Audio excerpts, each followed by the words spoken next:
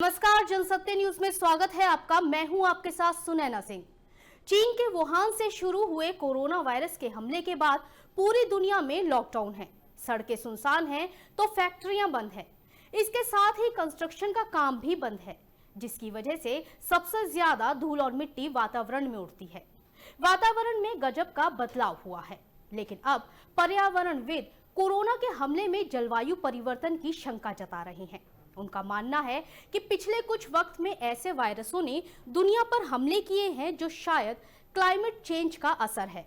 अब सवाल ये उठता है कि क्या कोरोना वायरस का क्लाइमेट चेंज से कोई लेना देना है या नहीं। क्या धरती के तापमान में हो रही बढ़ोतरी यानी कि ग्लोबल वार्मिंग को कोरोना नहीं, पिछले कुछ 10 में से 4 वायरसों के हमले के लिए जिम्मेदार ठहराया जा सकता है? इन सवालों के जवाब खोजना अभी बाकी है, लेकिन पहले देखिए हमारी ये रिपोर्ट। कोरोना ने पूरी दुनिया की रफ्तार थाम कर रख दी है। एक तरफ दुनिया में प्रदूषण कम होने की वजह से ओजोन लेयर अपने आप को रिपेयर कर रही है, तो वहीं अब पूरी दुनिया पर्यावरणविद इसे जलवायु परिवर्तन के कारण पैदा हुए संकट के तौर पर देख रहे हैं। अब सवाल उठ रहा है कि कोरोना वायरस का जलवायु परिवर्तन के संकट से क्या कोई लेना देना है या नहीं। क्या क्लाइमेट क्राइसिस या यूं कहे कि पर्यावरणीय संकट मौजूदा दौर की कड़वी सच्चाई है?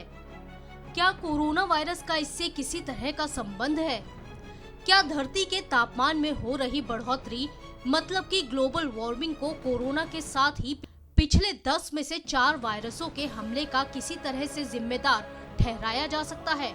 ऐसे ही कई सवालों के जवाब पर्यावरण के क्षेत्र में शोध करने वाले शोधकर्ताओं ने खोज लिए हैं।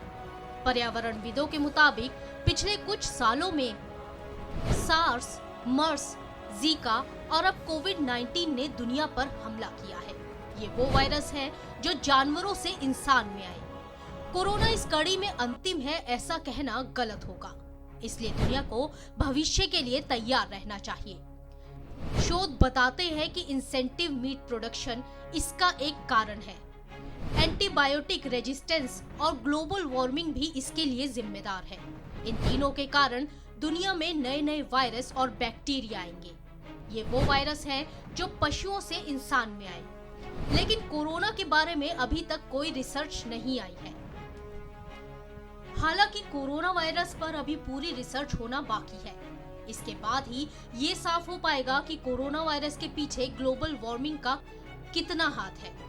हालांकि वैज्ञानिक पहले भी चेतावनी देते रहे हैं कि क्लाइमेट चेंज की वजह से नई बीमारियों के पैदा होने और उनके फैलने के तरीके में बदलाव आ सकता है, क्योंकि इसके पीछे सिर्फ एक ही कारण नहीं है, बल्कि जंगलों को साफ करना, जीव जंतुओं के प्राकृतिक वास को नष्ट करना, तेजी से शहरीकरण, वैश्वीकरण, इंटेंसिव मीट प्रोडक्शन और एंटी माइक्रोबियल रेजिस्टेंस जैसे कारक वायरसों और बीमारियों के तेजी से फैलने के जिम्मेदार हो सकते हैं। इन बीमारियों से लड़ने की हमारी शारीरिक क्षमता भी जलवायु संकट की वजह से प्रभावित हो सकती है और हम इस संभावना से इनकार भी नहीं कर सकते हैं। तो देखा आपने कि कोरोना वायरस को लेकर तमाम तरह के दावे किए जा रहे हैं, तो क्या ये दावा सही है कि कोरोना वायरस के पीछे क्लाइमेट चेंज अहम भूमिका हो सकती है? वहीं दूसरी तरफ WHO ने एक ऐसा आंकलन किया है जिसके बाद हम सबको और ज्यादा चौकन्ना होने की जरूरत है। WHO का कहना है कि पर्यावरण परिवर्तन की वजह से 2030 तक हर साल करीब 2.5 लाख से ज्यादा लोगों की मौत होगी, लेकिन अगर वक्त रहते समुचित कदम नहीं उठाए गए तो साल 2005 तक AMR की वजह से हर साल 1 करोड़ मौत हो सकती है। इसलिए नई पैदा होने वाली और फैलने वाली बीमारियों से निपटने के लिए क्लाइमेट चेंज और एंटी माइक्रोबियल रेजिडेंस यानी कि AMR दोनों से निपटने की जरूरत है। WHO और पर्यावरणविदों के दावों को अगर सही समझा जाए तो ये कहना गलत नहीं होगा कि पिछले दिनों से जो भी बड़ी घटनाएं हो रही हैं, उसमें मौसम चक्र की भी अहम भूमिका रही है। फिर वो चाहे फसलें नष्ट करने वाले टिड्डी दल का हमला हो या स्वास्थ्य संबंधी कोई वायरस का कहर, उसमें कहीं न कहीं जलवायु एक वजह रही है। मौसम चक्र में बदलाव के चलते बैक्टीरिया और वायरस को फलने फूलने की जगह मिल रही है। जानकारों का मानना है कि पहले जलवायु संकट इतना नहीं था, इसलिए मौसम अपने निर्धारित चक्र पर ही रहता था। लेकिन ग्लोबल वार्मिंग और प्रदूषण ने पर्यावरण को बिगाड़ने का काम किया है। हालांकि ऐसा नहीं है कि जिस कोविड-19 से आज हम सब जूझ रहे हैं वो पहला ऐसा वायरस है, बल्कि बीते 100 सालों की बात करें तो इससे पहले भी कई वायरसों ने दुनिया में तबाही मचाने का काम किया है। जिस महामारी ने अभी तक दुनिया में सबसे ज्यादा जाने ली उसे स्पेनिश फ्लू के नाम से जाना जाता है। कोरोना से पहले स्पेनिश फ्लू ने दुनिया में बड़ी तबाही मचाई थी। 1918 से 1920 के दौरान इस बीमारी ने करोड़ों लोगों की जान ली थी। स्पेनिश फ्लू बीमारी H1N1 इन्फ्लुएंजा वायरस से फैली थी।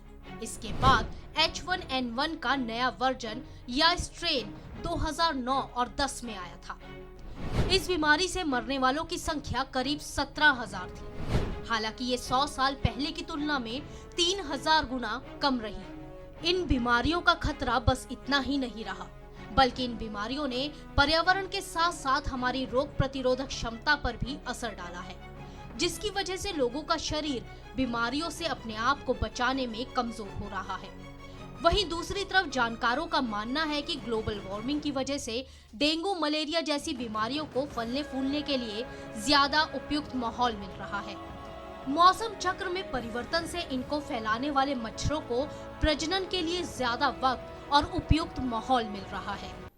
अगर वैज्ञानिकों का दावा सही है तो बदलता मौसम जहां फसलों, प्रकृति के साथ साथ इंसानों के लिए जानलेवा है, तो वहीं ये भी सच है कि अपनी जरूरतों को पूरा करने के लिए इंसान ने भी प्रकृति के साथ काफी हद तक छेड़छाड़ की है, जिसका खामियाजा पहले भी देखने को मिला है और मौजूदा दौर में भी दिख रहा है।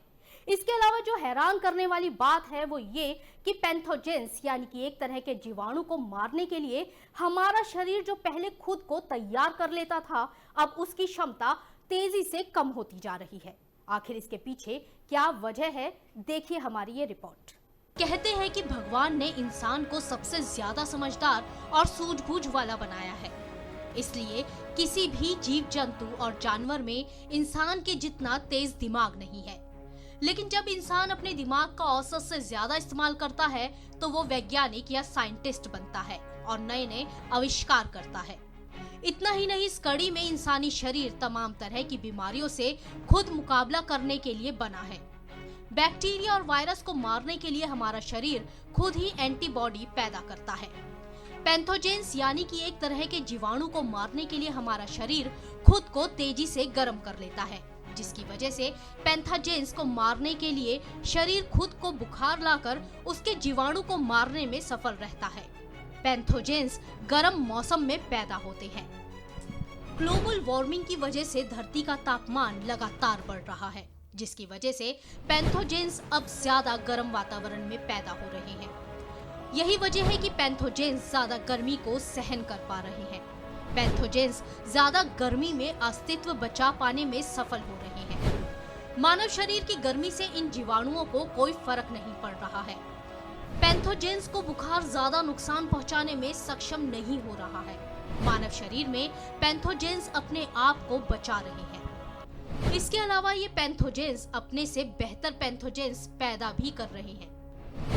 नए पैथोजेंस और भी ज्यादा नुकसानदायक साबित हो रहे हैं, इसलिए इन बीमारियों में दी जाने वाली दवाओं का असर भी कम हो रहा है। जहां एक तरफ पैथोजेंस इंसानी शरीर में और ज्यादा बेहतर हो रहा है, तो वहीं दूसरी तरफ एंटी माइक्रोबियल प्रतिरोधी बैक्टीरिया या सुपरबग पर दवाएं भी बेअसर हो रही हैं। सामान्य तौर पर बीमारियों के लिए एंटीबायोटिक दवाएं दी जाती हैं। जहां एक तरफ पैथोजेंस इंसानी शरीर में और ज्यादा बेहतर हो रहा है, तो वहीं दूसरी तरफ एंटी माइक्रोबियल प्रतिरोधी बैक्टीरिया या सुपरबग पर दवाएं भी बेअसर हो रही हैं। सामान्य तौर पर बीमारियों के लिए एंटीबायोटिक दवाएं दी जाती हैं, लेकिन सच्चाई ये है कि उत्पादन बढ़ाने के लिए चिकन से लेकर मधुमक्खी तक को एंटीबायोटिक दवाओं का डोज दिया जा रहा है। इसके चलते इंसान को एंटीमाइक्रोबियल रेजिस्टेंस या सुपरबग का खतरा बढ़ रहा है। जहां इंसानों की प्रतिरोधक क्षमता कम हो रही है, तो वहीं ऐसे सुपरबग पैदा किए जा रहे हैं जिन पर दवाइयों का भी असर नहीं होता है। जनसत्य न्यूज के लिए सुनैना सिंह की रिपोर्ट।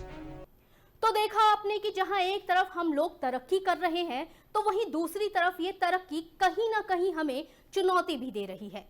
खोज के लिए नए नए वायरस पैदा करना कितना खतरनाक हो सकता है वो तो हम देख ही रहे हैं। वहीं दूसरी तरफ उत्पादन बढ़ाने के लिए जीव जंतु और जानवरों को दिए जाने वाले एंटीबायोटिक इंसानों के लिए जानलेवा साबित हो रहे हैं। हमारी इस खास पेशकश में इतना ही। हमारे और ज्यादा से ज्यादा वीडियोस देखने के लिए हमारे चैनल को सब्सक्राइब करें, हमारे वीडियोस को लाइक करें और शेयर करें। नमस्कार।